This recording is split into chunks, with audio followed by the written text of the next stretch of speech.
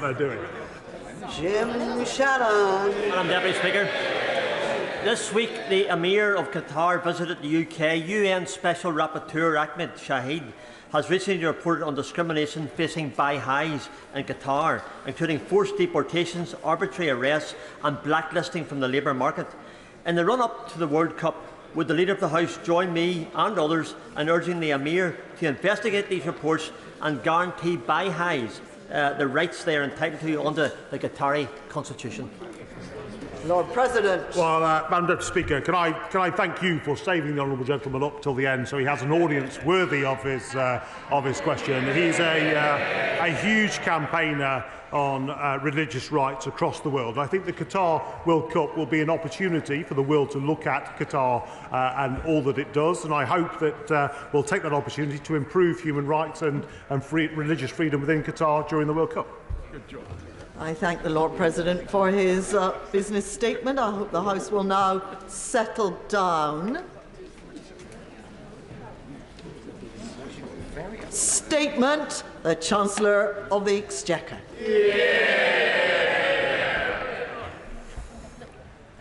Madam Deputy Speaker, the high inflation we are experiencing now is causing acute distress for the people of this country. I know they are worried. I know people are struggling. I want to explain what is happening, why it is happening, and what we propose to do about it. I trust the British people, and I know they understand no government can solve every problem, particularly the complex and global challenge of inflation. But this government will never stop trying to help people, to fix problems where we can, to do what is right, as we did throughout the pandemic. We need to make sure that for those whom the struggle is too hard and for whom the risks are too great, they are supported. This government will not sit idly by whilst there is a risk that some in our country might be set so far back they might never recover. This is simply unacceptable, and we will never allow that to happen. And I want to reassure everybody, we will get through this. We have the tools and the determination we need to combat and reduce inflation. We will make sure the most vulnerable and least well-off get the support they need at this time of difficulty. And we will turn this moment of difficulty into a springboard for economic renewal and growth, with more jobs, higher skills, greater investment. Our plan for a stronger economy. Madam Deputy Speaker, before I turn to the details of our plan, let me put into context for the House the challenge we face. This country is now experiencing the highest rate of inflation we have seen for 40 years. The Bank of England expects inflation to average around 9% this year. Our exposure to global shocks continues to explain most of the inflation above the 2% target. Supply chain disruption as the world reopened from COVID, combined with Russia's invasion of Ukraine, and potentially exacerbated by recent lockdowns in China, are all contributing to significant price increases for goods and energy. However, over the course of the year, the situation has evolved and has become more serious. There are areas of particular concern. Even excluding energy and food, core inflation has become broader-based and elevated. Of the basket of goods and services we use to measure inflation, a record proportion are seeing above-average price increases. Also, we are acutely exposed to the European energy price shock, and, like the US, we also have a tight labour market. Make no mistake, the lowest unemployment in almost 50 years, just months after averting a jobs crisis during the pandemic, is good news. but combined with the shock to European energy prices, it does contribute to the UK's relatively high rate of inflation. And lastly, as the bank have noted, longer-term inflation expectations have risen above their historical averages by more than they are in the US and Europe. We cannot and must not allow short-term inflationary pressures to lead people to expect that high inflation will continue over the long term. Because, Madam Deputy Speaker, we can get inflation under control. It is not some abstract force outside our grasp. It may take time, but we have the tools we need and the resolve it will take to reduce inflation. Madam Deputy Speaker, we have 3 specific tools available to combat and reduce inflation, and we are using them all: independent monetary policy, fiscal responsibility, and supply-side activism. First, our primary tool is a strong independent monetary policy. Since control of monetary policy was taken out of the hands of politicians 25 years ago, inflation has averaged precisely 2%. It is right that the Bank of England are independent, and I know the Governor and his team will take decisive action to get inflation back on target and ensure inflation expectations remain firmly anchored. Second, we need responsible fiscal policy. That means providing fiscal support where required, but not making the situation unnecessarily worse, causing inflation, interest and mortgage rates to go up further than they otherwise would, excessively adding fiscal stimulus into a supply-constrained economy, especially one in which households and businesses have built up over £300 billion of excess savings, risks being counterproductive and increasing inflationary pressures. In other words, fiscal support should be timely, temporary, and targeted. Timely because we need to help people when the shock is at its worst. Targeted because unconstrained stimulus will make the problem worse. And temporary because if we do not meet our fiscal rules and ensure the public finances are resilient in the longer run, we create even greater risks on inflation, interest rates, and the trend rate of economic growth.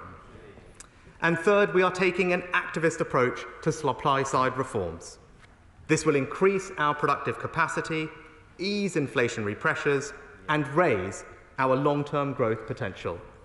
The Prime Minister's energy security strategy will, over time, reduce bills by increasing energy supply and improving energy efficiency. The Work and Pension Secretary is moving 500,000 job seekers off welfare and into work, and doing more to support older people back into the jobs market. The Home Secretary is making our visa regime for high-skilled migrants one of the most competitive in the world. And in the autumn, we will bring forward tax cuts and reforms to encourage businesses to invest more, train more, and innovate more, the path to higher growth. So independent monetary policy, fiscal responsibility, supply-side reform. The country should have confidence that using these 3 tools, we will combat inflation and reduce it over time. But of course, we know that households are being hit hard right now. So today, Madam Deputy Speaker, we will provide significant support to the British people. But as I have said, a critical part of how we are dealing with inflation is responsible fiscal policy. What this means in practical terms is that as we support people more, we need to think about the fairest way to fund as much of that cost as possible. The oil and gas sector is making extraordinary profits, not as the result of recent changes to risk-taking or innovation or efficiency, but as the result of surging global commodity prices, driven in part by Russia's war. And for that reason, I am sympathetic to the argument to tax those profits fairly. But as ever, Order. A bit of gentle banter is fine, but when it gets to the stage that nobody can hear what the Chancellor is saying, it's counterproductive. Now, quieter banter, please. Chancellor of the Exchequer. But, as ever, there is a sensible middle ground. We should not be ideological about this, we should be pragmatic. It is possible to both tax extraordinary profits fairly and incentivise investment. And so, like previous governments, including Conservative ones, we will introduce a temporary targeted energy profits levy, but we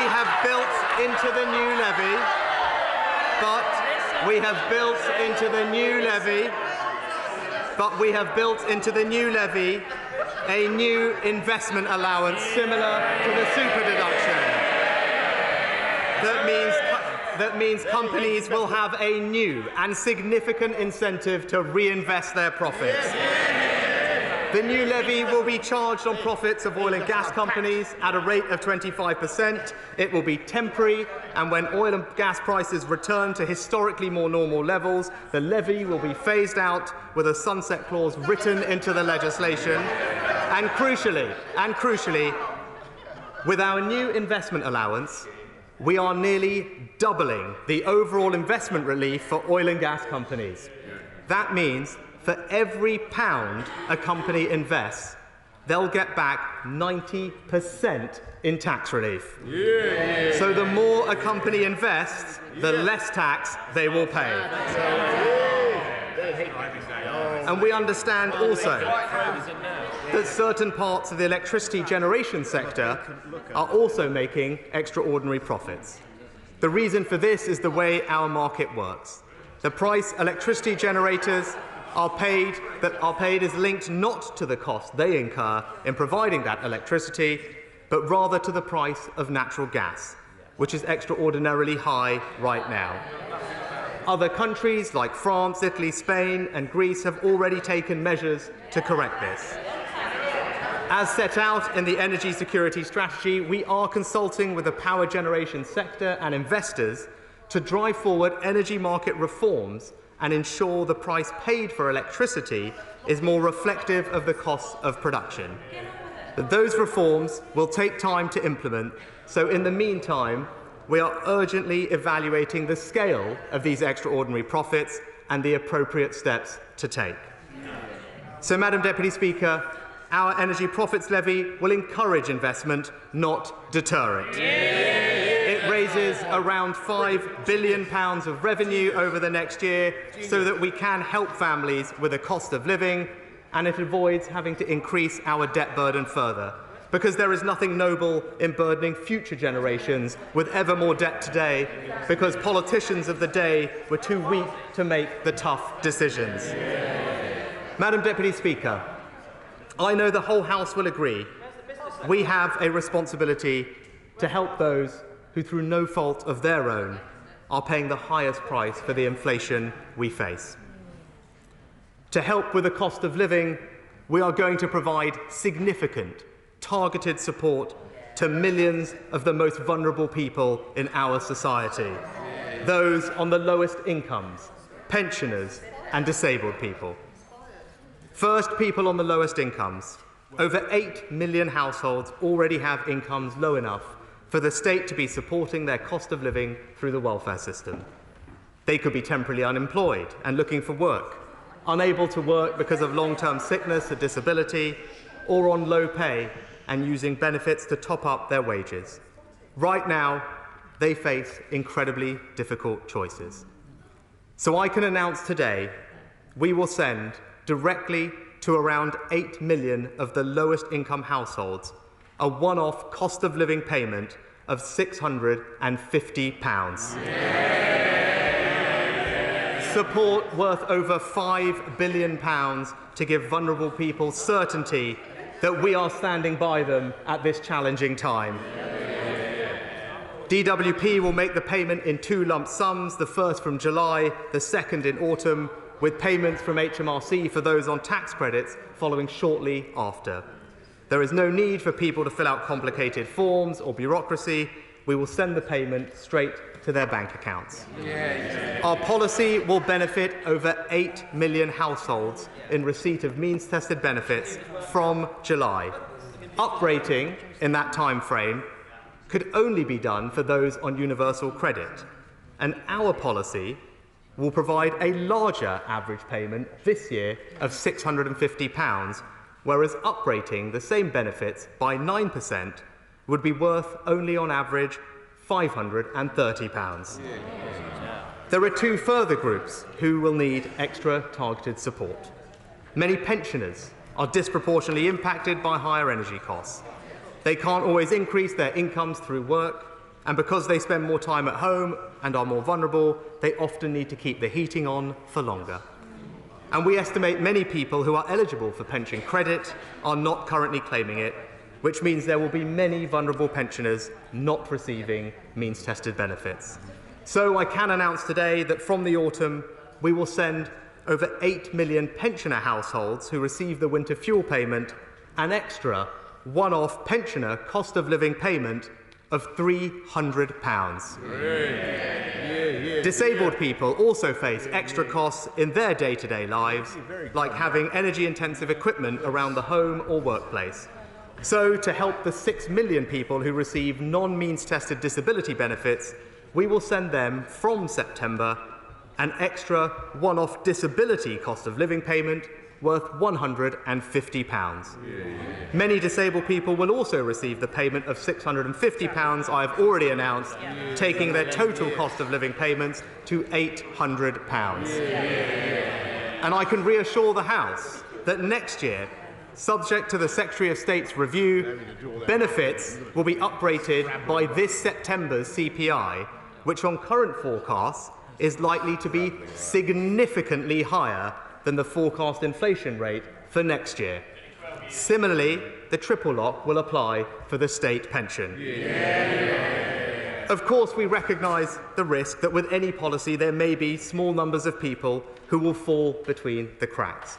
For example, it is not possible right now for DWP or HMRC to identify people on housing benefit who are not also claiming other benefits. So to support them and others, we will extend the Household Support Fund delivered by local authorities by £500 million from October.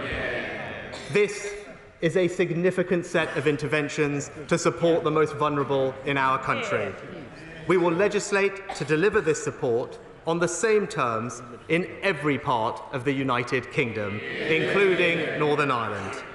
And taken together, our direct cash payments will help 1/3 of all UK households with a cost of living support worth £9 billion. So, Madam Deputy Speaker, we are meeting our responsibility to provide the most help to those on the lowest incomes. I believe that is fair, and I'm confident the House will agree. But there are many other families who do not require state support in normal times. They are also facing challenging times. Is it fair to leave them unsupported? The answer must surely be no. While it is impossible for the government to solve every problem, we can and will ease the burden as we help the entire country through the worst of this crisis.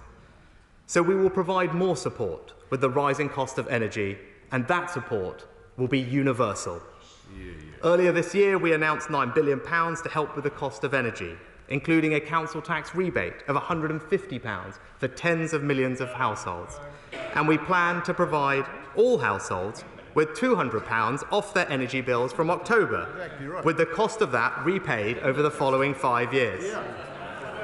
Since then, the outlook for energy prices has changed. I've heard people's concerns over the impact of these repayments on future bills, so I've decided that those repayments will be cancelled.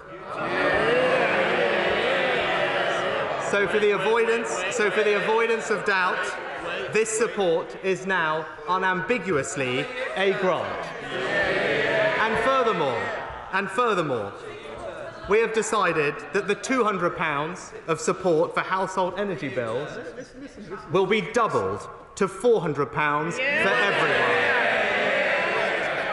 We are on the side of hard-working families with £6 billion of financial support.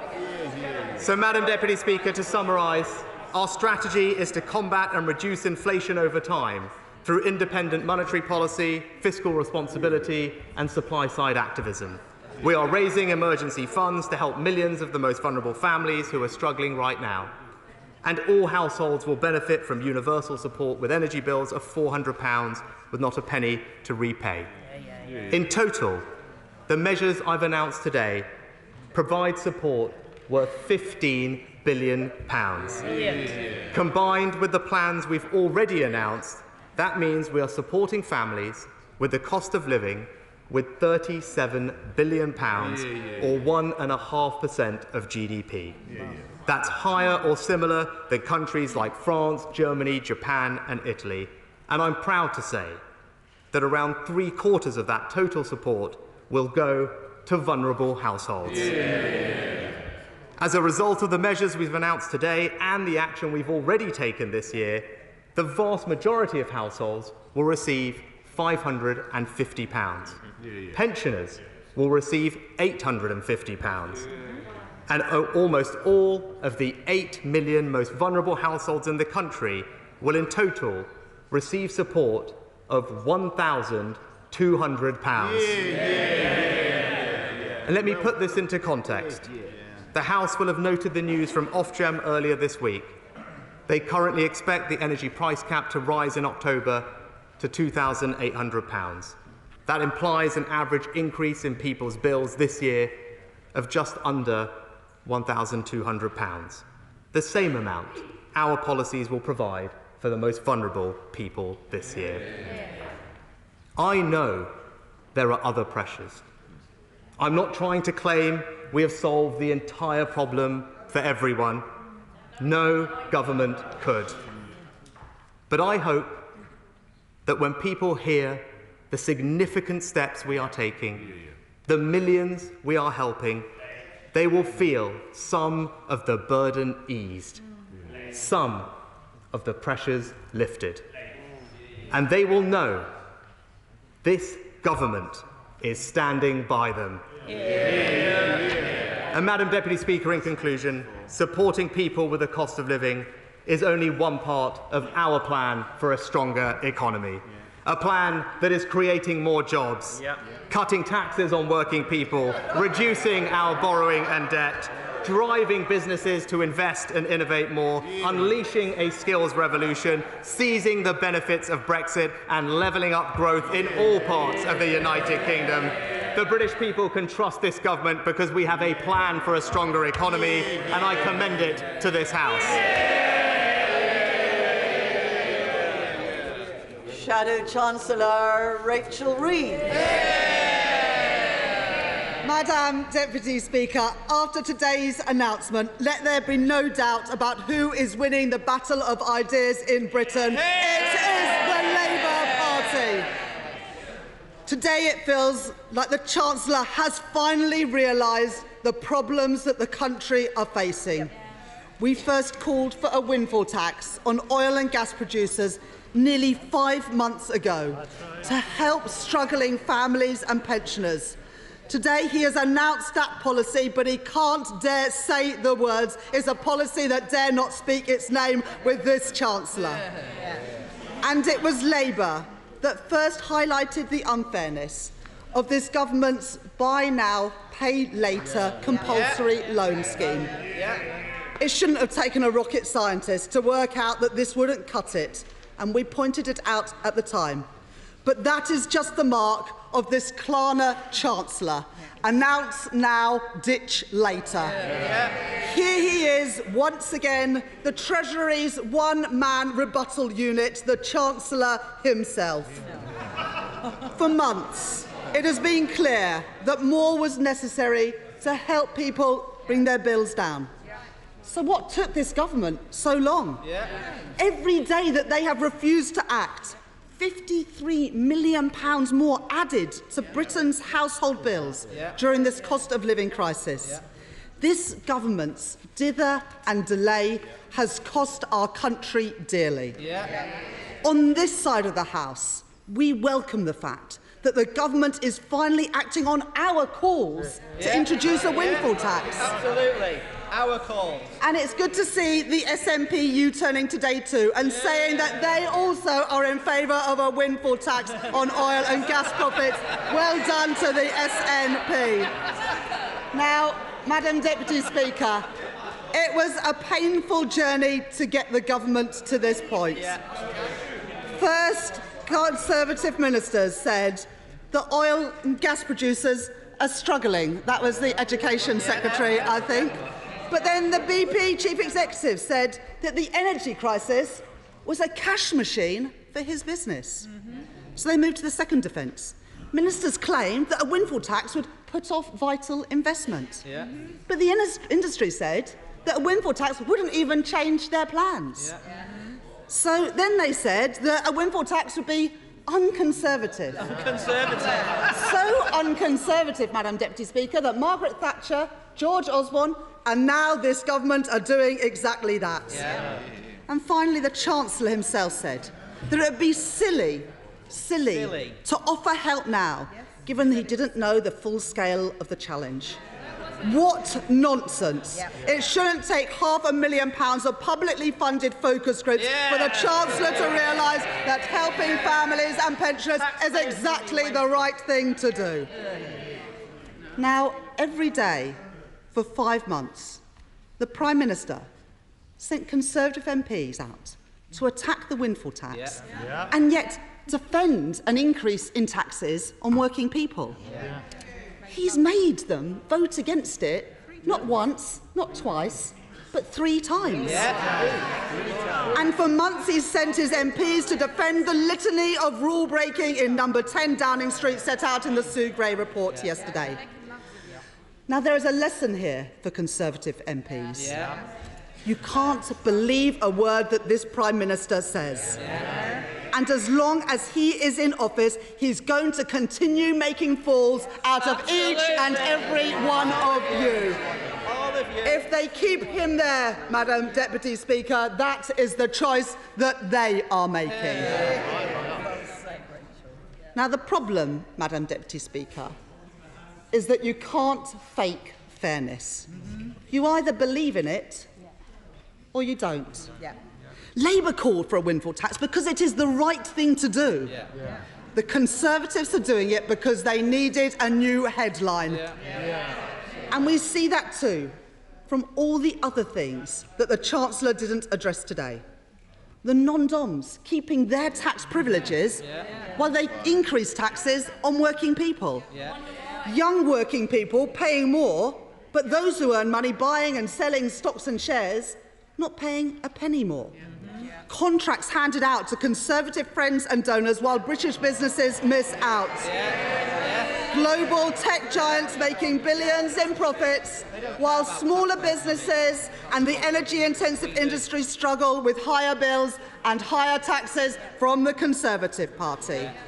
And £11.8 billion lost in fraud because of a total lack of respect for taxpayers' money. That's why we should have had an emergency budget today, to spike the hike in national insurance, to cut business rates for high street and small businesses, to provide help for energy-intensive firms and ensure that every pound of taxpayers' money is spent wisely. Madam Deputy Speaker, we will look closely at the detail of today's announcements. Of course, most of them seem to have been written by us, but so far, we have seen nothing to suggest that this Conservative government has the ideas or the energy to tackle the challenges that we face as a country.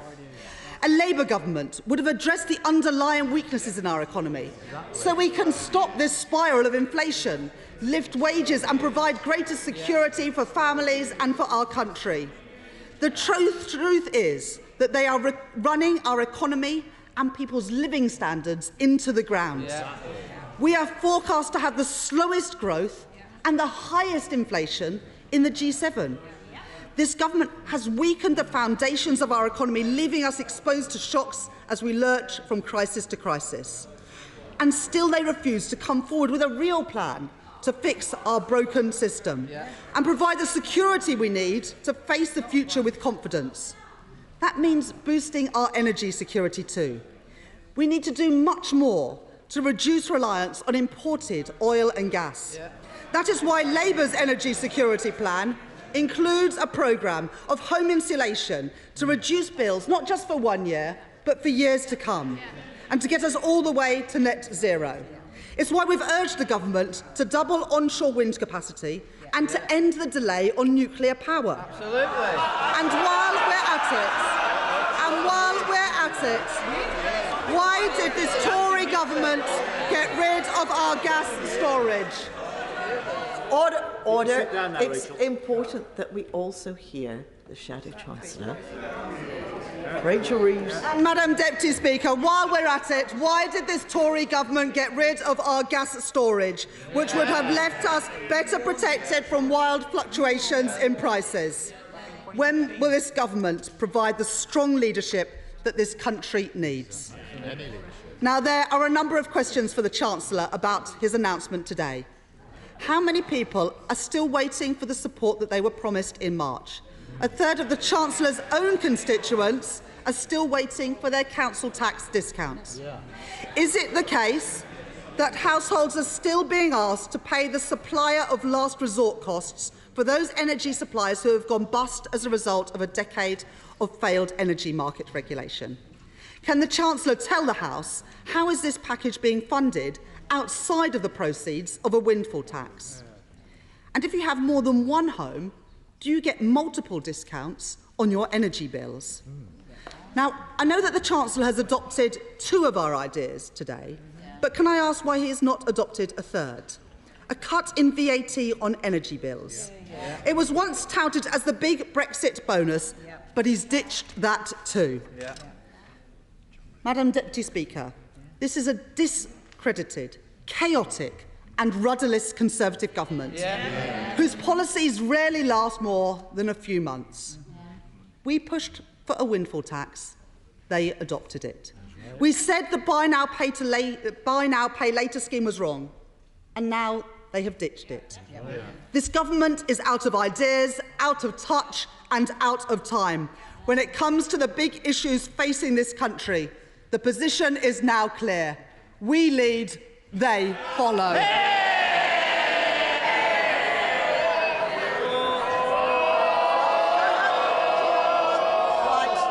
Order. Order. We're not going any further unless you're quiet. Fine. Thank you. Chairman of the Select Committee, Mel Stride.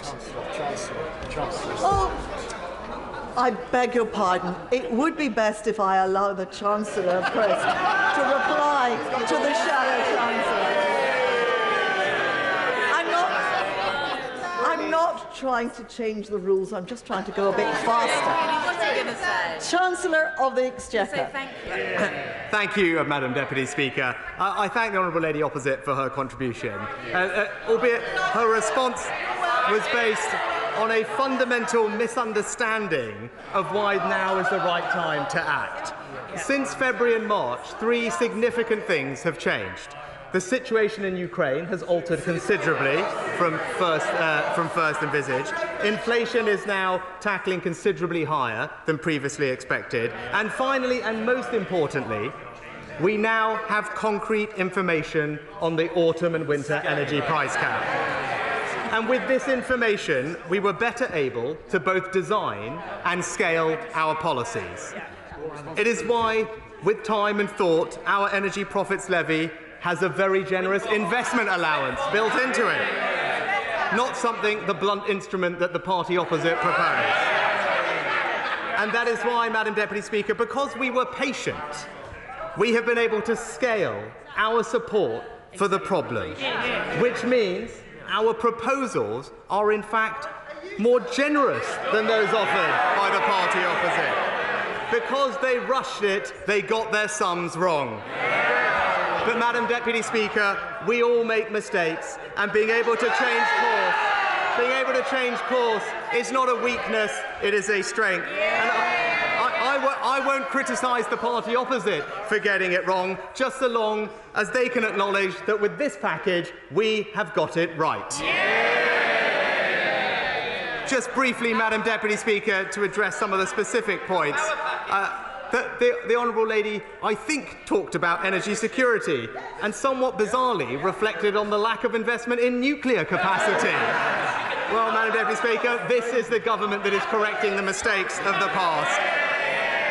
She asked about energy efficiency. This is the government that is investing £6 billion to improve energy efficiency. She asked about business rates. This is the government that is delivering a 50% discount in business rates for our high streets next year. And of course, she talked about growth. Well, Madam Deputy Speaker, one of the best ways to drive growth is to drive up business investment, something the party opposite will never understand. She also asked about VAT, Madam Deputy Speaker, and this goes to the heart of the issue. VAT is worth, on average, about £140 of support. Yeah. Our policy, universally, to all households in this country, is worth £400. Yeah. That is the reason not to do VAT. What we are doing is far more generous. But, Madam Deputy Speaker, the final point I will make, because I know we're pressed for time, is about ideas. For our constituents, there are only good ideas and bad ideas, and whether you can do anything about them. And this government can, because we are always on the side of the British people. This government has been faced with challenges unlike any other, and at every step it has achieved things that the party opposite said were not possible. We averted the mass unemployment crisis they predicted because of our interventions of furlough. We led the country out of COVID with a vaccine programme they would have left us unable to deliver. And each time I'm at this dispatch box opposite the Honourable Lady, I find myself thinking the same thing. The public can see through it. Yeah. They know the difference. They know the difference between a party playing politics and a government trying to help. Thank you.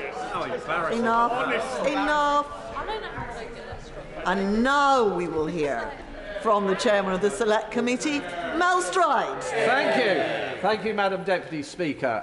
Can I commend this announcement broadly? It is a very significant intervention that my right honourable friend has made, channelling billions of pounds in a targeted series of transfer payments into those who most need it. But as my right honourable friend will know, similar approaches were taken in the pandemic. There were many who missed out from support, who fell through the gaps. I note the additional increase in the household fund of £500 million, which is welcome. Could my right honourable friend set out to the House how he arrived at that figure and why he feels that will be adequate for the demand? And could I also ask him about the issue of inflation that he raised? These transfer payments will stimulate the economy. Granted, they will come with some tax increases as well, but could he share with the House his assessment of the inflationary impact of the announcement that he has just made? And finally, will he appear before the Treasury Select Committee immediately after recess so that we can look at these matters in greater detail? Madam Deputy Speaker, I thank my right honourable friend for his questions. I thank him also for his thoughtful advice on how best the government should respond to the current situation. That's why we put the Household Support Fund in place with extra support, because very specifically the one group of those on means-tested benefits that we cannot deliver money to automatically are those who receive only housing benefit, because that's administered by local authorities, which is the main group that needs that specific help. But of course there may well be others, which is why the fund is there. And in terms of the inflationary impact, I do believe it will be manageable, but he's right to highlight it, which is why it's important that the support we provide is both targeted, where it can make the most difference, that it's temporary, and that it is timely and gets help where required. And that is a right approach. Being fiscally responsible is going to help us combat inflation in the long run. SNP spokesman, Kirsty Blackman. Thank you very much, Madam Deputy Speaker. It's quite amusing to hear the Chancellor talk about this being timely. I mean, it is timely. It just happens to have happened the week of the Sugre report. It just happens that that report came out yesterday, and the Chancellor has suddenly realised today that people are really struggling, that he's suddenly realised that he needs to announce something about it. Now, the Chancellor stood up in the spring statement that he made and when he announced the energy loan and said, "Look at these amazing things that I am announcing," and genuinely seemed to believe at that time that that was the best that this government could do. Now he has changed his mind. He has listened to the calls of the opposition. He has listened to the calls of people up and down these islands who are struggling in many cases more than they have ever struggled before. I don't understand, Madam Deputy Speaker, why he has announced only a £15 billion package. He has got £28 billion of fiscal headroom in public sector net debt. He has got £32 billion of fiscal headroom in balancing the current budget. Those are the OBR's figures from March. Yet, he is refusing to spend that money now in the timely, targeted way that it is needed now for people. He has stood up and he has announced, and I am very glad that he has announced money for the poorest households. I'm glad that it's been targeted in that way. It's not enough, Madam Deputy Speaker. What he has announced fails to uprate benefits. It fails to account for the fact that the energy price cap that's coming in October will still be in place next year. It fails to ensure that benefits are keeping pace with inflation. And I have to laugh about the comments he made on inflation. Brexit has increased food prices by 6%. Brexit has done that. People who are struggling to make the most basic costs, whose majority of their costs are being spent on energy and on food, have been hit incredibly hard by Brexit. The poorest 10% of households are seeing a massive inflationary increase in comparison to the richest 10% of households because of the percentage of their budget that is spent on energy and on food. Madam Deputy Speaker, he needs to actually uplift benefits as well as making the payment. The other thing that he chose to do today, which was pretty cheeky, was to include the £150 council tax payment in all of the figures that he was reading out, the rebate. That only went to people in bands A to D. That certainly did not go to all pensioners. That certainly cannot be included in the money that is going to all pensioners, cannot be included in the money that is going to all universal credit claimants, it cannot be included in the money that is going to all disabled people. It cannot be included in the cost of this support package because it is absolutely not universal. And on that point, the payment that we made in Scotland went to a higher percentage of households than the payment that was made in England. Madam Deputy Speaker, this does not go far enough. We are seeing an energy price increase of over £1,000 for all households because of the increase in the energy price cap. And yet he is only providing £300 extra for pensioners. That doesn't even touch the £1,000 increase that there is. He is only including these things. The uplift should have been a 9% uplift for inflation. It should have also included a further 25% uplift to universal credit and a further £25 uplift to universal credit and a further £25 uplift to legacy benefits. Lastly, Madam Deputy Speaker, he has failed in the uplift to disabled people who are facing the very highest cost because of their increases in the energy costs and because of the increase in diets, for example. I'm glad that he's put in place the windfall tax. I'm very disappointed that it only covers oil and gas companies. It should have gone much wider. We've been calling for this since 2020 when Kate Forbes and Brendan Ferguson called for this. We have been calling this. Labour Party failed to move. Failed to support our amendment on this last week. Right. So they're a bit cheeky as well in suggesting that we have not moved on this. Madam Deputy Speaker, I would like the Chancellor to go further, to make a difference and to actually care about the poorest people in our society. Well, Madam Deputy Speaker, I know for some people it will never be enough, but that's why the SNP's plans would leave Scotland with, I think, a 20% budget deficit and bankrupt the country. That's not something that we will ever do for the people of Scotland or the United Kingdom. Her point on food prices I thought surprising and slightly puzzling, given I've just returned from a meeting of international finance ministers from around the world where everyone was talking about increasing food prices. And as far as I know, they didn't all leave the European Union, but I'll leave that to her. She talked about benefits uprating. Maybe she didn't understand exactly what we're announcing. What we are doing for those on means-tested benefits is more generous generous than uprating. Uprating, on average, would be worth just over £500, whereas the one-off payment is worth £650. And then lastly, she talked about timing. Well, Madam Speaker, because she mentioned many things that have happened this week. The other thing that happened this week is we heard from Ofgem. Yes. And we got more certainty on what the price cap will be in autumn. And that is the single most important factor in trying to size the support that we're providing to people, because it is energy costs that are the biggest driver of the inflation that we're seeing now. Yes. John Redwood. When the Chancellor approved £150 billion of extra cash to be printed in November 2020 and gave a full guarantee against losses on the bonds, did he then think there could be any inflationary and public spending risk from this?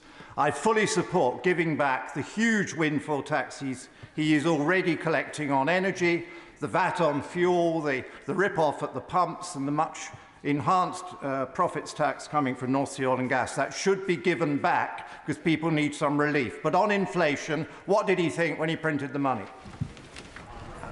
Well, Madam Deputy Speaker, I'm grateful to my honourable friend for his question. He and I have talked about inflation for quite a while, and he'll know that I have long actually been concerned about the potential of rising inflation and interest rates, something he and I discussed very early in my time in having this job, which is why from the beginning I've been careful to protect our public finances against the costs of rising inflation and interest rates, and I'm glad that we took those decisions, because now, because of that, we're in a position to act and support people. Clive Betts. Thank you, Madam Speaker. That's a very specific question about the Household Support Fund. The Chancellor says that anyone, I think he's saying this, wherever people live, if they're in the same circumstances, they'll get the same help from this fund. In other words, local authorities will have no control over how much money is being spent from the fund.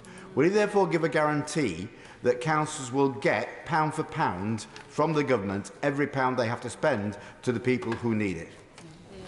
No, Madam Deputy Speaker, that's not how the Household Support Fund works. It's always been at the request of colleagues in this House and indeed councils for it to be discretionary. What we generally tend to do is provide guidance on the types of people that we expect to have support, but leave the ultimate decision to those in local authorities. In this instance, for example, as I've said, the particular priority ought to be those who receive only housing benefit. The fund is more than sized to deal not just with those, but with others as well. But ultimately, we leave the discretion to local authorities with guidance provided by my colleagues from the Work and Pension Secretary and the DLUC Secretary.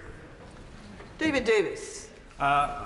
May I give the Chancellor an unreserved welcome for the help for the ordinary citizens? I think now cumulatively it's north of 35 billion all told. But may I raise two concerns? Number one, he talked about the risk of excessive fiscal stimulus. How does he reconcile that with the fact the latest figures show we're taking more money out of the economy than we ever have in history? Secondly, on the windfall tax, it will raise a small amount of money. Stability of tax and low tax both encourage investment and growth. Is there not a risk that the Exchequer will lose more in growth than it will gain in the windfall tax? I thank my honourable friend for his question. With regard to the figures on borrowing and stimulus, we actually are still running a relatively significant budget deficit this year, forecast to be 4% back in spring.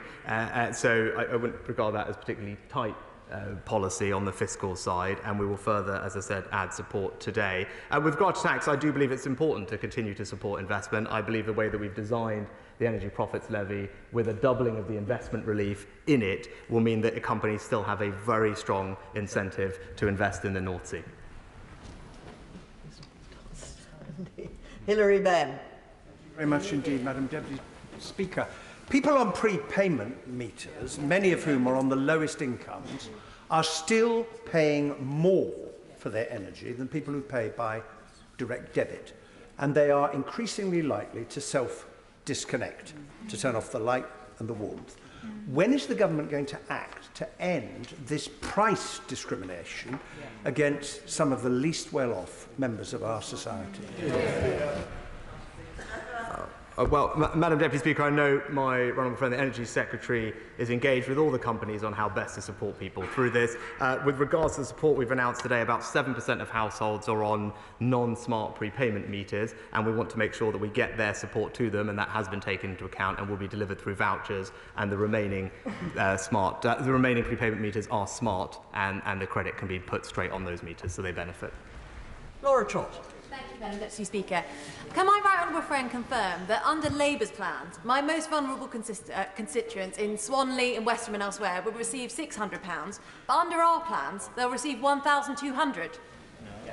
My honourable friend is absolutely right. The combination of all the support we've announced means that someone on almost everybody on means-tested benefits should be in receipt of £1,200 of direct support from this government, and as she says, double, I think, the support offered by the party opposite.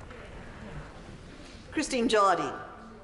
Thank you very much, Madam Deputy Speaker. And the word which occurs to me today is finally. Finally, after months of families in this country, proud families in this country who've never needed help before, crying out for help from this Chancellor. For pensioners who were sitting in cold houses in the winter because they couldn't afford to heat them. For all those people, for those families unable to put food on the table, this has come as too little, too late. As Liberal Democrats, we were calling on the Chancellor to bring in a windfall tax on the excess profits of energy companies in October, when it could have made a difference in the winter, instead of which the Chancellor was hiking up taxes and adding to the national insurance burden of those already hardest hit. So today, what I'd like to say to him is, will he listen the next time when from this side of the House he gets an idea, a suggestion that would help the people of this country rather than hike up their taxes? Well, Madam Deputy Speaker, 70% of those in work will pay less tax this year than they did last year because of the changes we've made. And I said, now is the time to act because we have more certainty over what the price cap in the autumn will be. We're 2/3 of the way through the observation window. Ofgem have given us a sense, and that means we can scale the support appropriately. Kevin Hollenrick. Mr. Speaker, can I warmly welcome my honourable friend's statement. I did think the Shadow Chancellor made a very fair point, actually, which was how we're going to fund this £15 billion. But isn't it also fair to ask, on the basis that the windfall tax would raise about £3 billion by Labour's calculations, how will they fund all the spending plans they've announced today and in previous occasions, and the tax reductions she's announced today and her previous tax reductions she's announced? Well, my honourable friend makes an excellent point. I think at last count we've had, £100 billion of spending commitments or tax reductions from the Labour Party. Less than a tenth of that has been funded, in spite of the Shadow Chancellor saying that she's committed to fiscal responsibility, because it's the same old story, Madam Deputy Speaker, with Labour. They ultimately always run out of other people's money. Naz Shah. Speaker, and I congratulate the Chancellor for pinching some of our ideas, and I'd really encourage him to look at the 17.5% of VAT as well. One of my constituents sent me a copy of bills.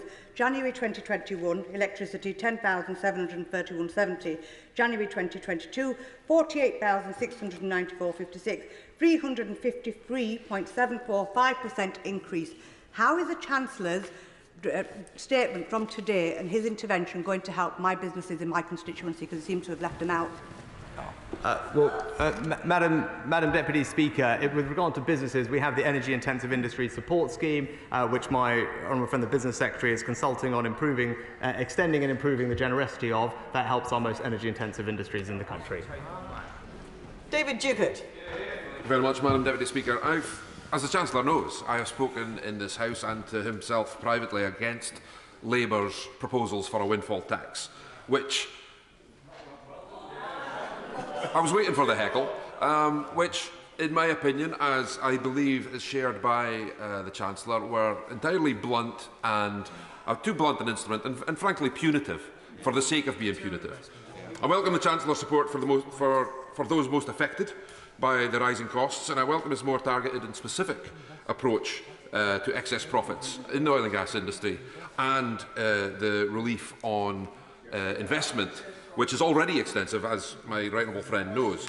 Can I ask just two questions? Can he provide assurance that the that charge will be applied to excess profits, and that those will be distinguished between the profits, or the increase in profits that would be expected in the natural cycle since the downturn of the last 12 years? And will he also commit to continue the constructive dialogue with the industry that has already been evident from this government in the interests of energy security and energy transition to net zero? Yeah.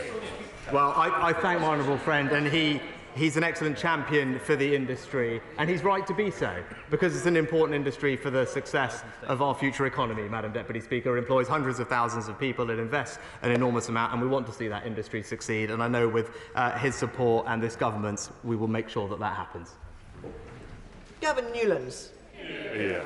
Thank you very much, Madam Deputy Speaker. This statement today may have put out the fires on the backbenches behind them, well, some of them, but it doesn't provide the comprehensive support and plan these islands require. In a 22-minute statement, which began with an explanation of a rate of inflation, he presumably forgot to mention Brexit, Madam Deputy Speaker, which has directly caused a 6% increase in food prices relative to international food prices, and is the reason why the IMF expect UK inflation to remain far higher than the rest of the G7 for a prolonged period.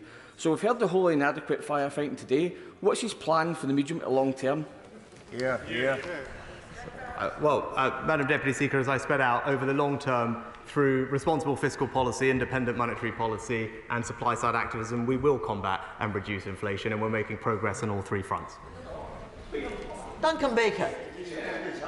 Deputy Speaker, I warmly welcome the statement here today. The Chancellor said that into the autumn he will think about tax cuts, which will be very welcome. Could I ask if he would think about raising the income tax personal allowance for millions of hard-working families? It has been kept the same for the last 2 tax years, but in lifting it, we would start to see those families being able to take more of their income home with them, which is very much needed at the moment. Well, I thank my honourable friend, and he's right that we want to make sure that our constituents can keep more of their hard-earned money, and that's why in July we will be raising the national insurance primary threshold to equalise it with the income tax threshold, a tax cut for 30 million people worth around £330 each. Stella Creasy. Thank you, Madam Deputy Speaker. The Chancellor says he can't solve every problem, but there is one problem he could solve that wouldn't cost him a penny but would save millions of people billions of pounds. Because 1 in 10 households say it's loan repayments in themselves that are causing them destitution, with an average monthly repayment to find of around £370. In the cost of living crisis, it's the legal loan sharks and consumer credit companies that have profited from the delay in help we've seen today and the lack of regulation of their charges. This isn't just about buy now, pay later, it's all of them. So when will the Chancellor follow the lead of other countries, recognise how our constituents are being ripped off by these companies and introduce a cap on the costs of all credit?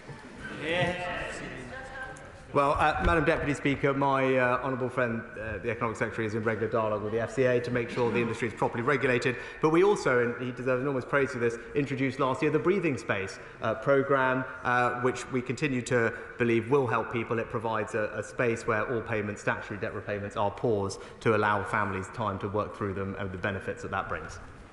Sir Desmond Sway. What difference in monetary policy has protected Japan and Switzerland from the levels of inflation that we're encountering here in the US and the rest of Europe? Well, I'd say my honourable friend, Japan, as he will appreciate, is a very particular case, but even there, they are experiencing their highest inflation rates relative in many, many years. With regard to Switzerland, the reason is a couple of things. One is a strong, particularly strong Swiss franc, which happens at times like this, but also a very different mix of energy, which I believe is provided overwhelmingly by hydro and nuclear from memory, but there's a completely different energy mix, which means that they suffer less from the shock that we are experiencing. Coming in, Singh Desi. Thank you very much, Madam Deputy Speaker. Almost 5 months after Labour called for a windfall tax on oil and gas producers to help seriously struggling Brits, I am glad that this out of touch, out of ideas government has had that Damascene conversion.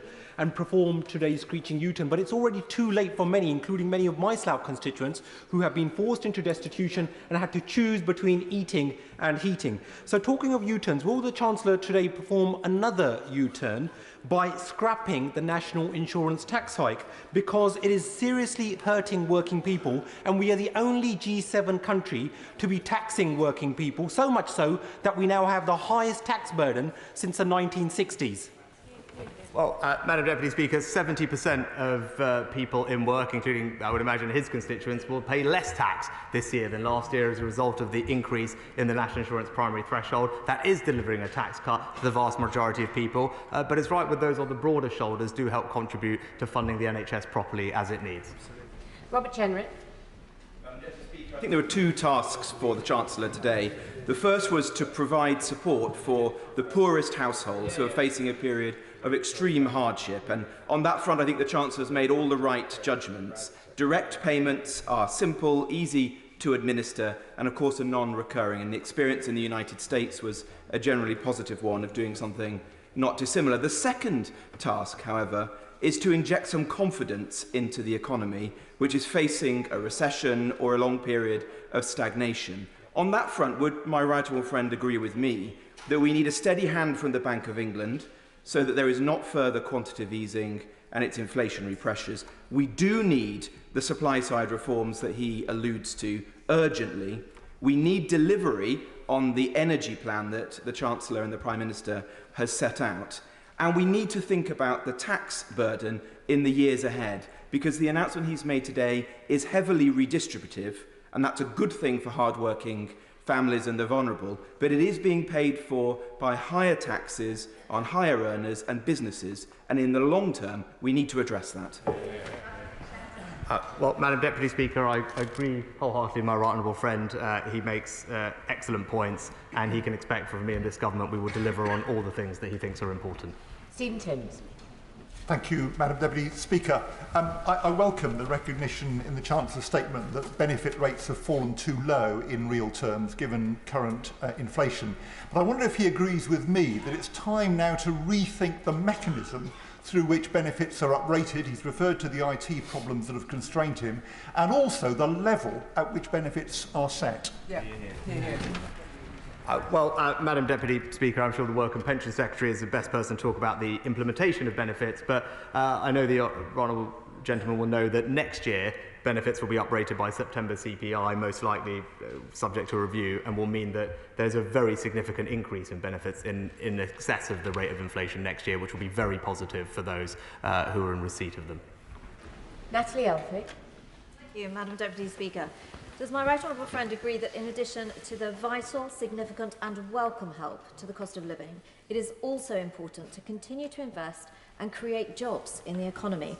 And would he join me in welcoming the £80 million investment made by the Treasury and HMRC in the White Cliffs HMRC border facility that will bring 400 jobs to Dover and Deal and help secure customs and tax revenue, border control standards and the UK tax base?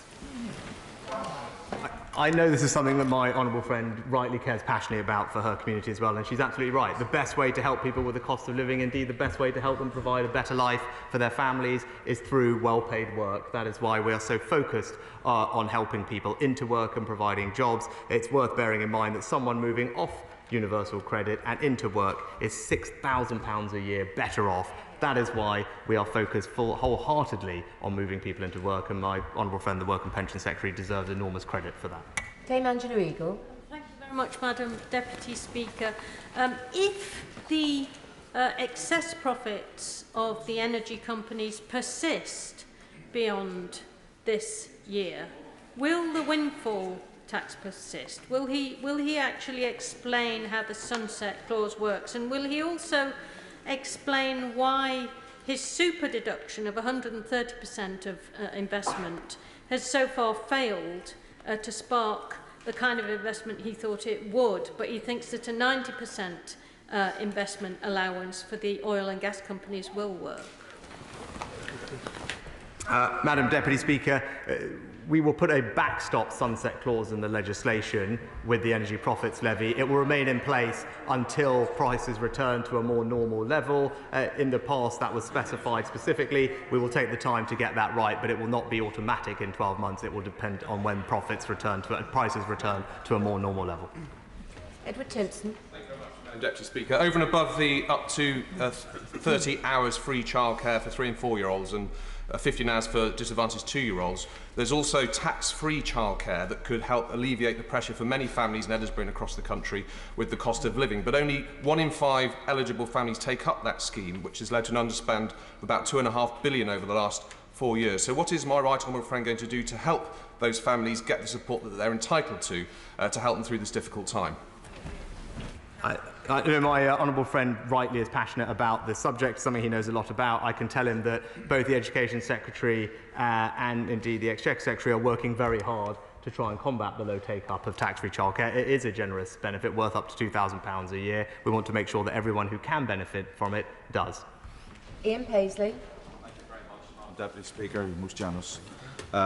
This is a significant intervention in the economy. There's absolutely no doubt about that. And the Chancellor has said it's for all of the UK, and probably one of the reasons why we celebrate being unionists for that. But with regards to the cost of living crisis in Northern Ireland, the Road Haulage Association has indicated that cost of living is higher in Northern Ireland by 34%. So with that in mind, can the Chancellor confirm that these measures announced today apply to Northern Ireland without exception, and that will the EU have to be consulted about any aspect of these measures before they apply?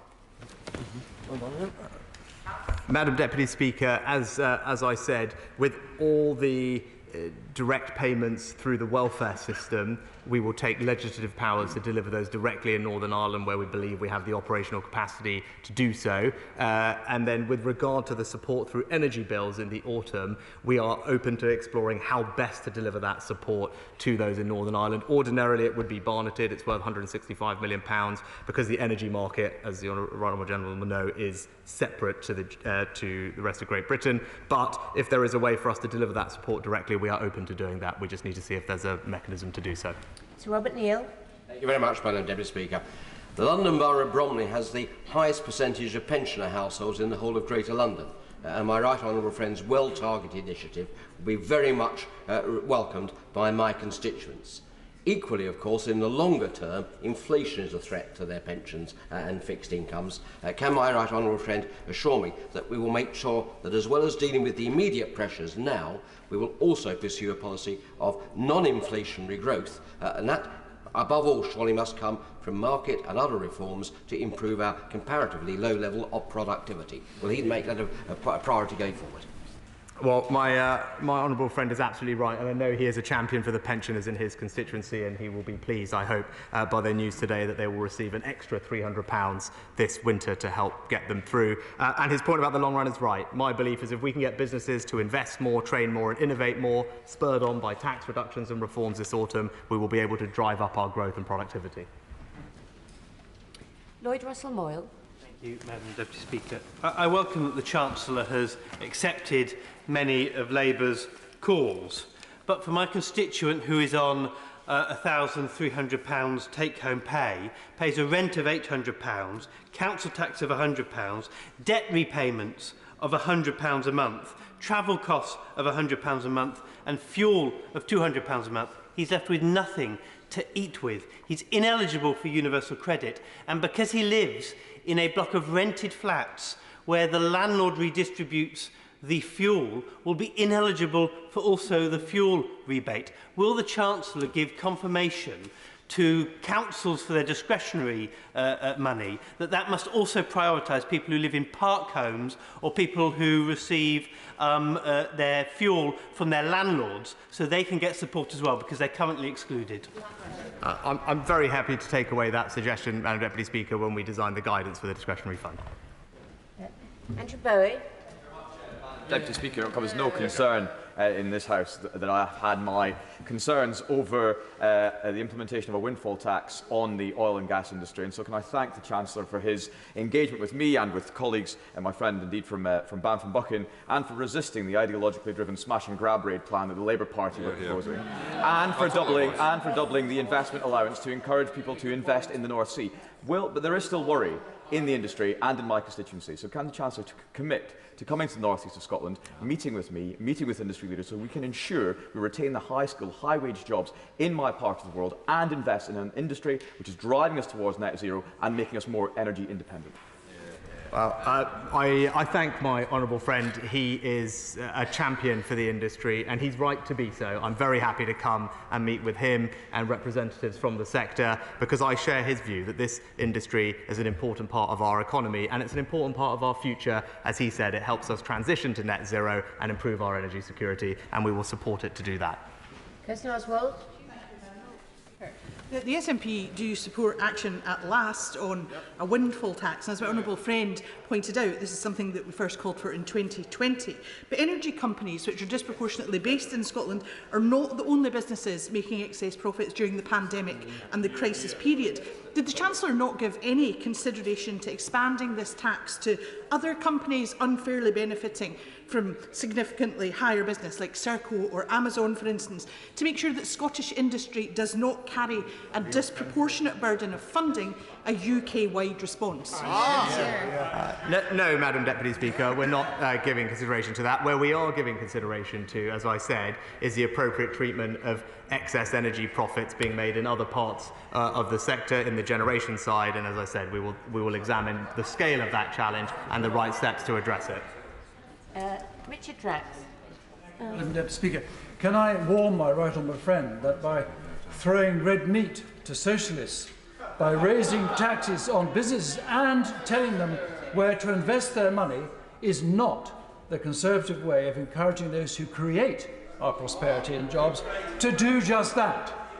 And does he agree with me that by setting this bar, we are in danger, were we ever to lose power, of allowing the socialists to raise it, which they would do with relish, again, again, and again?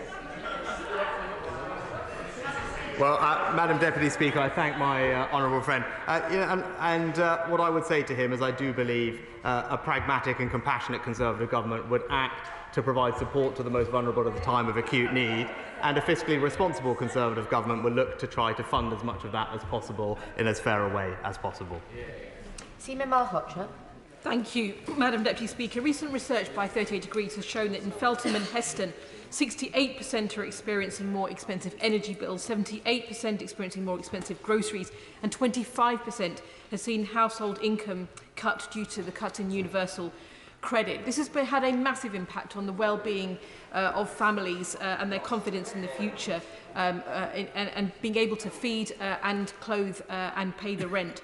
Blocks such as Trinity Square as well in my constituency have seen their landlords massively increase their energy bills. So could I take it from the Chancellor's recent answer to my honourable friend, the member for Brighton Kempton, that he will be ensuring that landlords and those, for example, housing associations, make sure that these benefits can be passed on to those hard-working families that also urgently need this support? I'm fairly certain my colleague, the Energy Secretary and Housing Secretary, previously engaged with landlords associations to ensure that they did pass on the benefit. I'm happy to talk to them to make sure they do the same thing again. Peter Aldous. Thank you very much, Madam Deputy Speaker. I welcome these measures, though I sense that my right honourable friend will need to keep the situation under constant review, with further measures possibly required, such as a social tariff and support for those on prepayment meters, as well as initiatives to trigger significant investment in energy efficiency. Transitioning and renewable energy in the North Sea is bringing good long-term jobs to coastal communities such as Waveney, and can I urge him, as he has indicated that he will, to work with energy companies to ensure that their investment is maximised and not undermined? I'm happy to give my honourable friend that assurance. I'm happy to work with him and the industry, because we do want to create a pro-investment environment. And with regard to energy efficiency, we're investing £6 billion over the course of this Parliament to improve the energy efficiency of public sector buildings and individual people's homes. Ms Stevens. Thank you, Madam Speaker. The Chancellor on page 10 of his statement rightly, in my view, raised his concern, as we all have in this House, about the number of people who are eligible for pension credit and who are not claiming it. The latest figures suggesting 1.5 billion is unclaimed in pension credit. That's not something I think that we should have going forward. So can the Chancellor indicate if the Government is now going to look at a proper take-up strategy of pension credit, or is it the grant that he's mentioned today perhaps the way to go forward? I know my honourable friend, the Work and Pension Secretary, is constantly ensuring that those who are entitled to those benefits do get them, and I'm sure she will keep everything under review. Sir Edward Lee.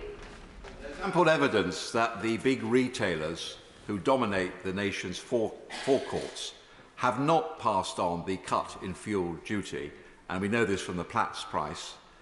So, given our experience in this matter, and I would urge the Chancellor to try and take action to put pressure on these companies, given our experience, doesn't that rather underline the fact that we Conservatives understand that there are enormous difficulties in interfering in the marketplace, and the best way to help people is an overall reduction in the tax burden?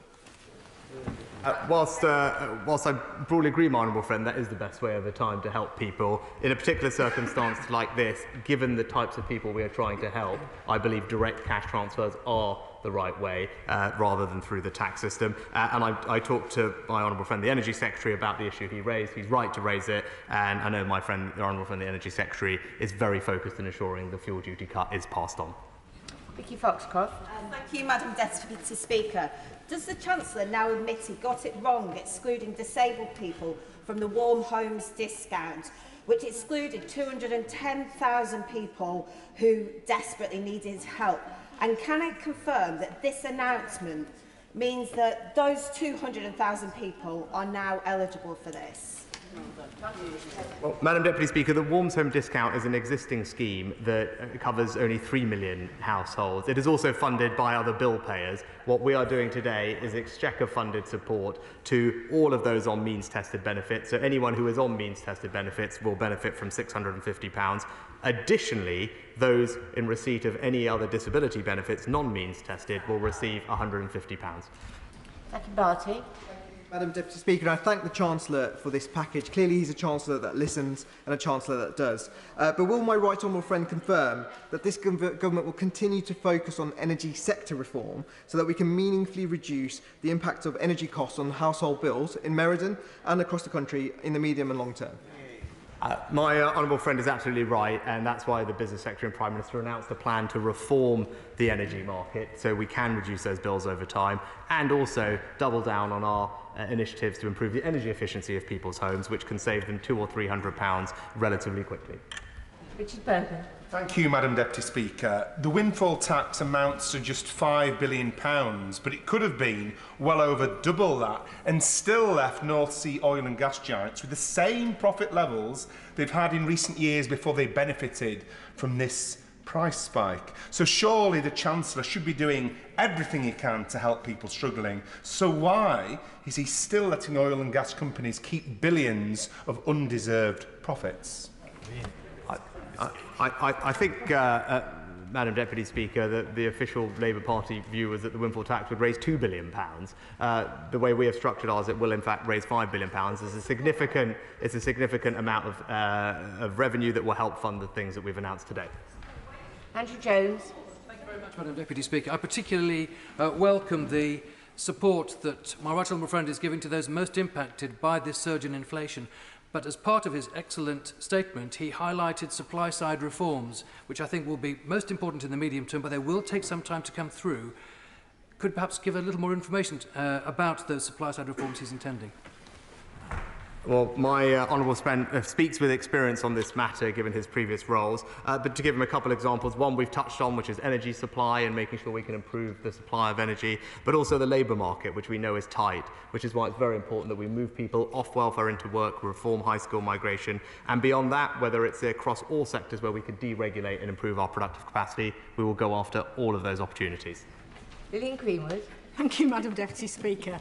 On the Chancellor's watch, we've had 15 tax rises, and this year the UK is the only G7 country to be raising taxes on working people. He's known for months that our constituents were going hungry, sitting in the cold, worried sick about their bills, facing the biggest fall in their living standards since the 1950s. Why did it take the Prime Minister's boozy law-breaking being all over the news for him to finally impose a windfall tax on the bumper profits of energy companies?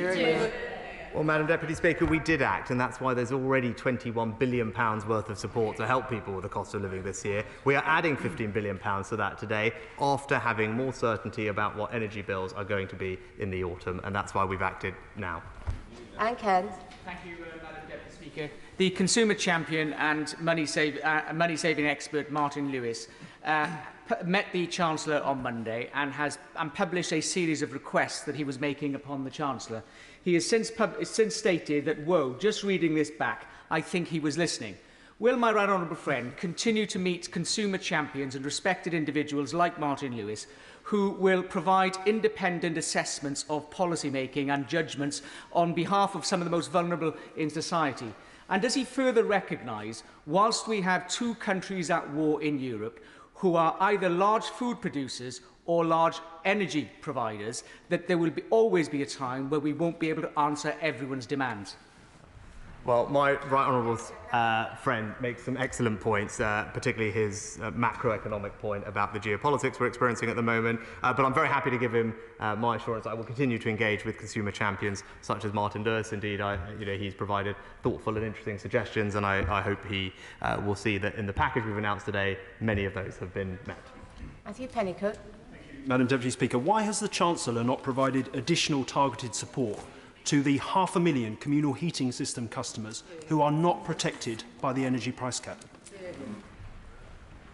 Well, Madam Deputy Speaker, we haven't changed the structure of how the price cap works. It covers what it covers, but what we have done is provide discretionary funding, already £500 million this year between spring and autumn, and now an additional £500 million from October through to next spring to pick up all of those who might be in particular circumstances that need additional assistance. Hugh Merriman. Mr. Speaker, can I welcome the Chancellor's economic package? It's thoughtful, it's innovative, and it's incredibly generous, much more so than some of the ideas some are saying he has taken from the opposition side. Last week, I met our fantastic citizens' advice team who work so hard locally. They had a number of measures. He's delivered on them all. They had one remaining. They were concerned that one-off payments, generous as they are, can sometimes be difficult for people with particular challenges to manage. Will he look at that in terms of rollout and ensure that we can really help the people that perhaps need it the most? Thank my honourable friend for his support and join him in paying tribute to our fantastic citizens' advice bureaus for the excellent work that they do.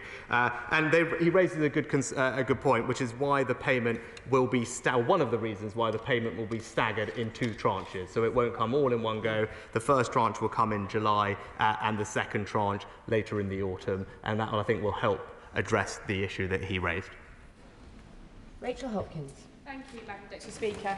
Energy-intensive businesses in sectors like automotive manufacturing are facing huge challenges due to soaring energy prices.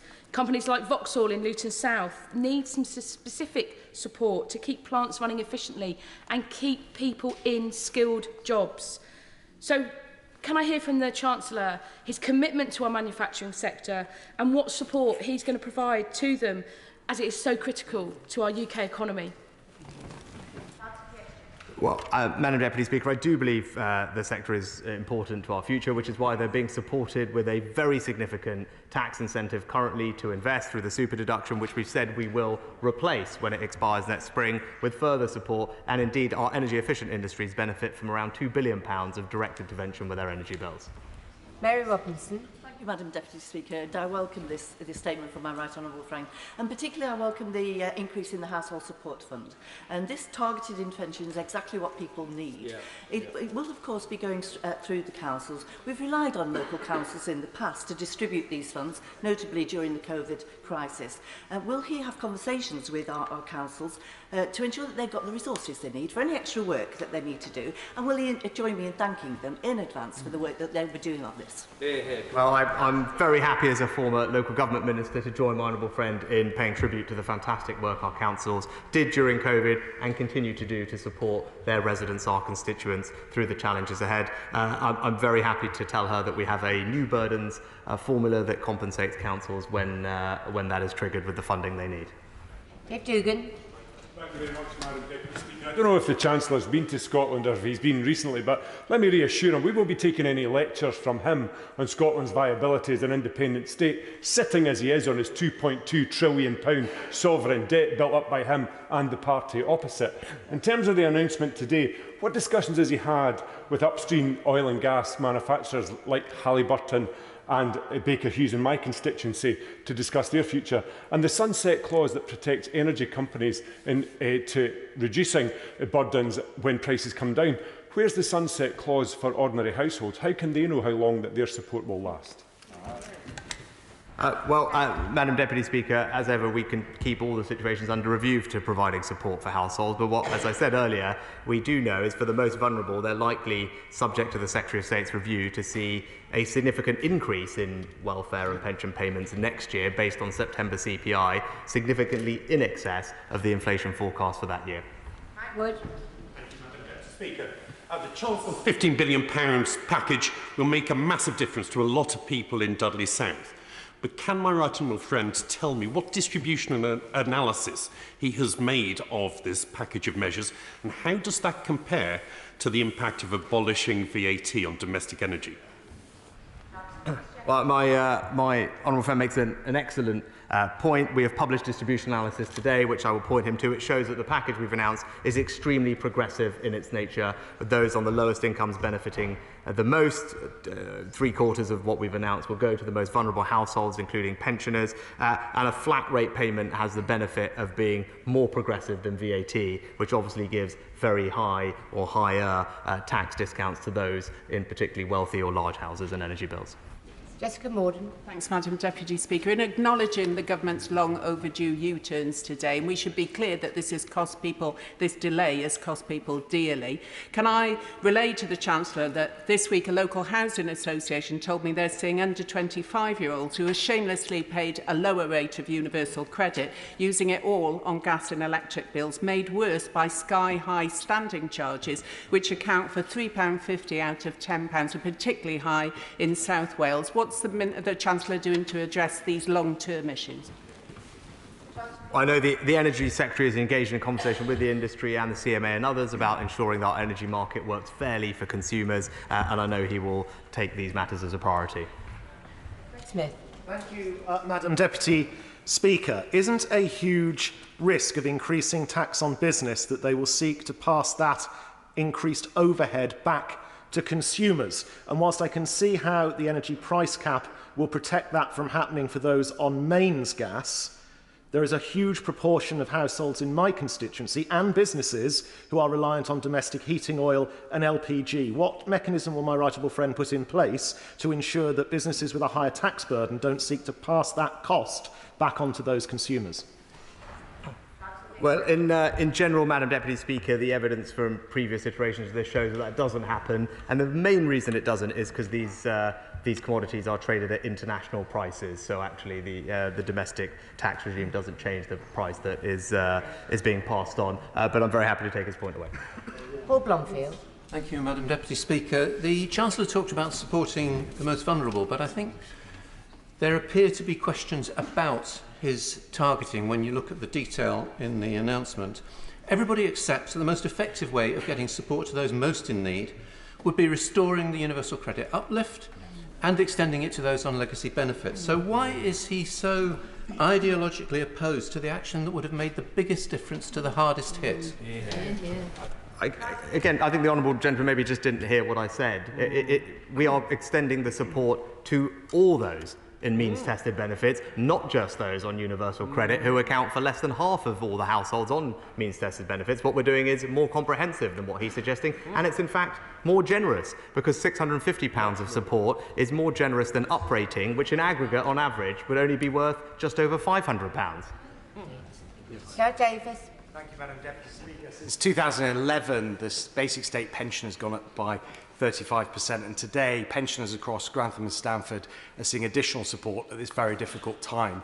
But does the Chancellor agree with me that ultimately what we need to do is improve the culture of saving for a pension in this country so that pensioners are well prepared for challenges of the future?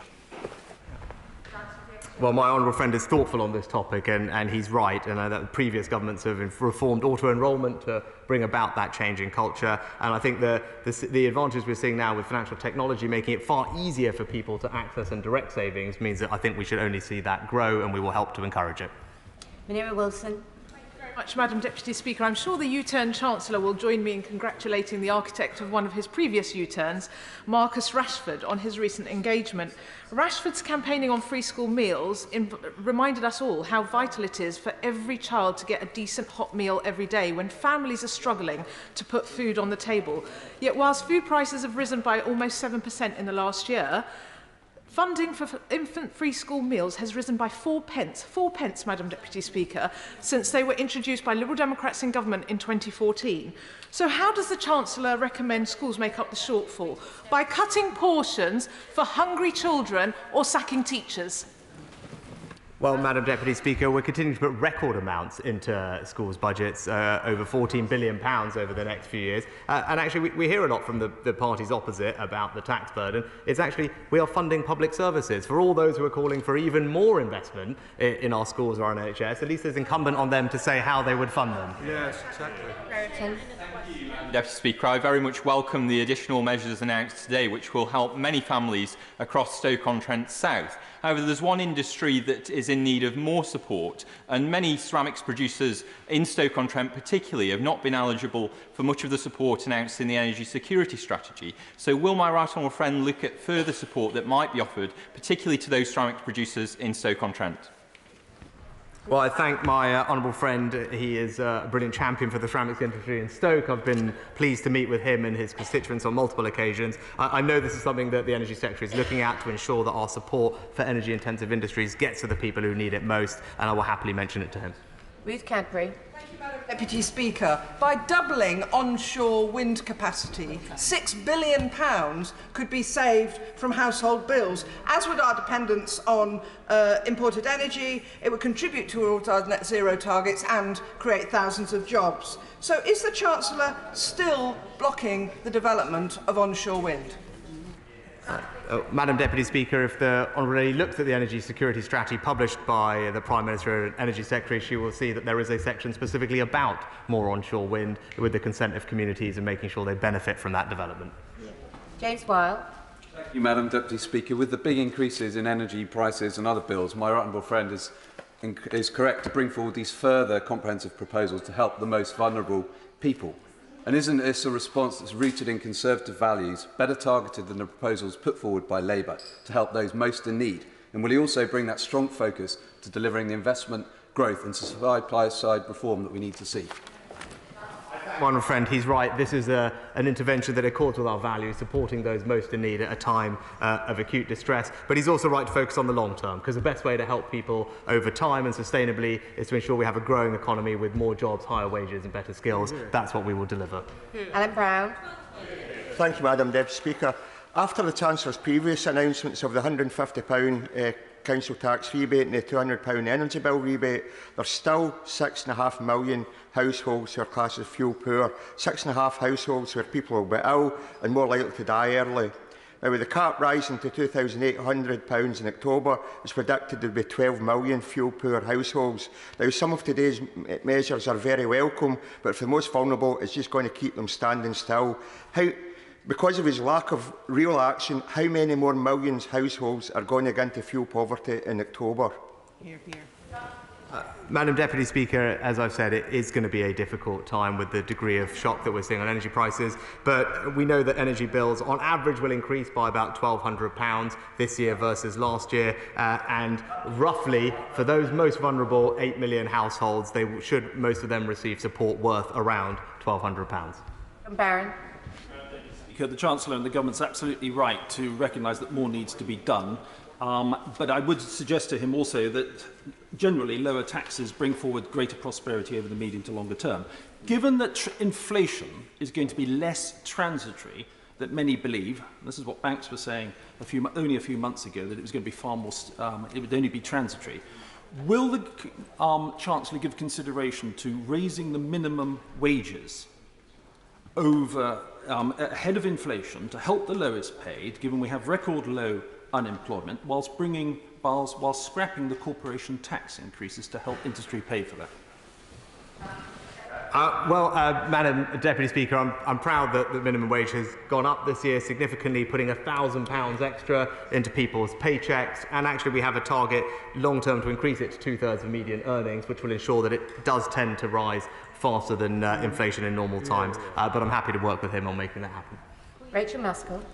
Thank you, Madam Deputy Speaker. The Chancellor is slowing one crisis while accelerating another crisis, the climate crisis. So why is he investing in hydrocarbons, which should be staying in the ground, instead of investing in retrofitting those properties, which would ultimately save energy costs, as Labour has proposed, and would make a real difference to people's energy bills? Unlike the party opposite, we believe in the North Sea and we believe in our domestic energy industry. It employs hundreds of thousands of people, and it's going to help us increase our energy security and transition to net zero, which is why it's not wrong. It's wrong to stigmatise it, and it's absolutely right to support it and support its investment ambitions in the way that we are. Ben Lake. Speaker, the Chancellor is aware, of course, that some 20% of households in Wales are not connected to the mains gas grid, and in rural areas like Ceredigion, that proportion is significantly higher. Will he confirm that the £400 grant that he announced today will apply to those off-grid homes? And if so, what, if anything, they'll need to do in order to receive the support? I know the Honourable Gentleman's raised this recently, and he's right to do it, and as a rural MP I share his concerns. The energy bill rebate is done based on electricity meters rather than gas, so it will apply both to his constituents and mine. Ruth Jones. Thank you, Madam Deputy Speaker, and I thank the Chancellor for his statement today. And I know constituents of Newport West will be grateful that he's acted to help them in some small way at long last. But can he confirm only those who are already receiving benefits or started a claim before the 25th of May will get the first instalment of the £650 he outlined in his statement today? Because am I right in thinking that this means a woman leaving an abusive relationship today and needing to claim for the first time won't get this instalment? The Honourable is right. Of course, there's an eligibility date for us to process one-off payments, but that's part of the reason we have staggered the payments in two tranches to make sure that we catch those who arrive onto the welfare bill in between those payments, with a stretch period between them to catch as many of those people as possible. Owatemi. Deputy Speaker, for months now I have been telling the Chancellor about the financial struggles that many families in my constituency of Coventry North West have been facing. This autumn, families are going to be facing an energy cap rise of more than £800, which comes on top of record high inflation. So can the Chancellor honestly tell each and every one of my constituents that today's announcement is the right decision at the right time? Because from where I'm standing, Madam Deputy Speaker, this feels like a classic example of too little, too late. Deputy Speaker, this is the right decision at the right time.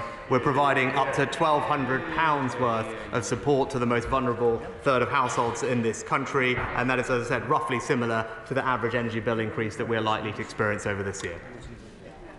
Ian Byrne. Madam Deputy Speaker, can the Chancellor tell me if Treasury has made an estimated calculation of how much the current basic cost of living is per week for a single adult and for different sizes of households, yes or no? And if so, how much is it? So I'm not sure I follow the Honourable Gentleman's question, but what I do know is that whilst many families are seeing difficult times, we are providing significant support to help them. In total, £37 billion, 1.5% of GDP.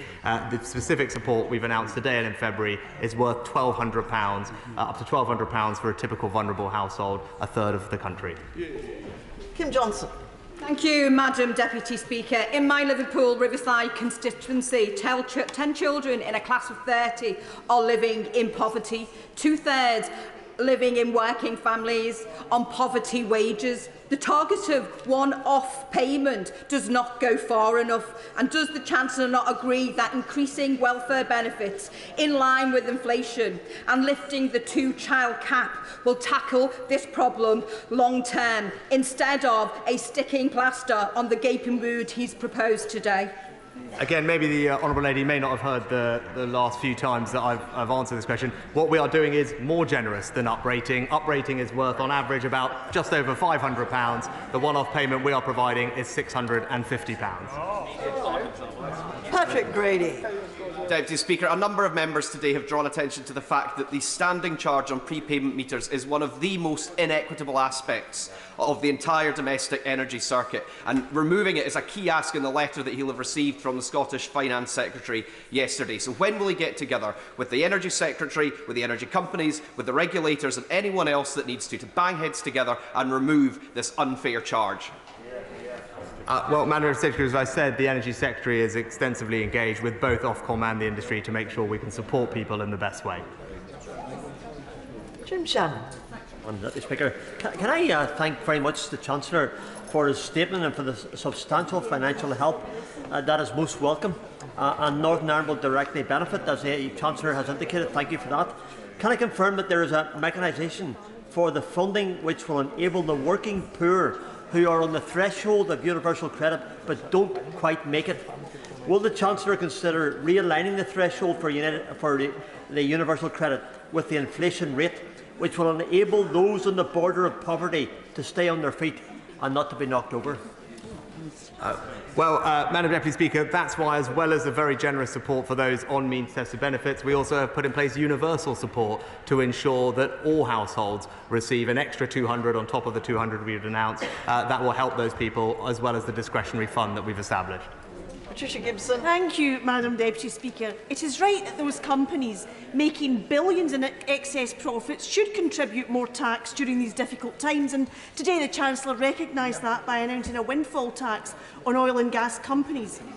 Disappointingly, Labour has been strangely silent on huge profits made by other big business such as Amazon, even though that company's tax-to-turnover rate is a shameful 0.37%. So can the Chancellor tell us why he has not included large corporations like Amazon, which made billions during the pandemic but are not subject to this windfall tax, so that more help can be given to more people?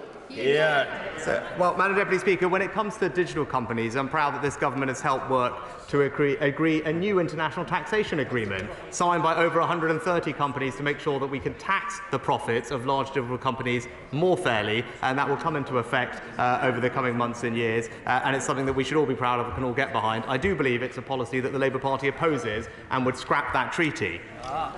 And finally, Barry O'Clark. Thank you, Madam Deputy Speaker. Madam Deputy Speaker, my borough of Enfield has the 11th highest rate of child poverty in the country, and 1 in 5 people are on low pay.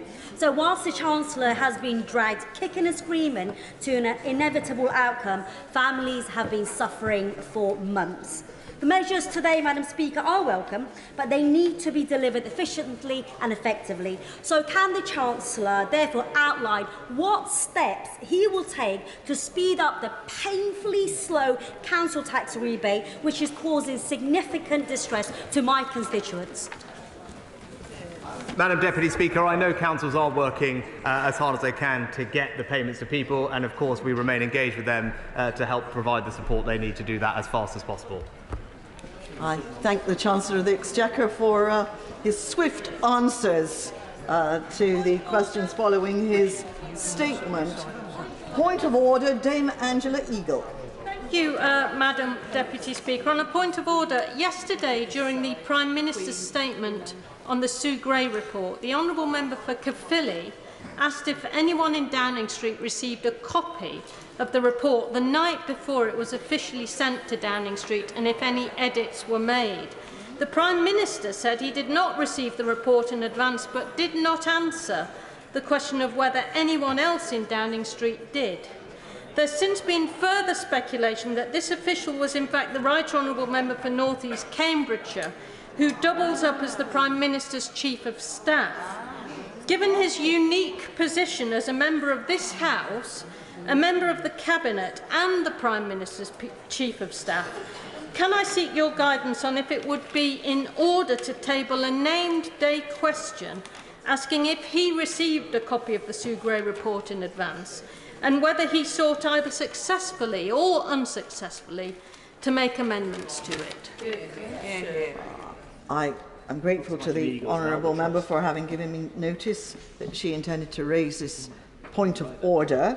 It is, of course, open to the honourable lady to table a written question. If she is considering doing so, then she would be best advised to talk to the clerks in the table office, who would be more than happy to give her advice. But I will say to her that she will, of course, be aware that questions require a factual basis, not just immediate speculation. And no, we don't need any commentary on this. I'm answering the point of order. I know the honourable lady appreciates that such a question would require a factual basis, and of course it would need to entail a degree of ministerial responsibility, because that is the fact that makes ministers accountable to the House and at the dispatch box. I'm quite sure that the clerks in the table office will be able to advise her appropriately, and I hope that that answer is helpful to her. Thank you. I would now like to make a brief statement on behalf of the Speaker in relation to the humble address celebrating Her Majesty the Queen's Platinum Jubilee. The Speaker says,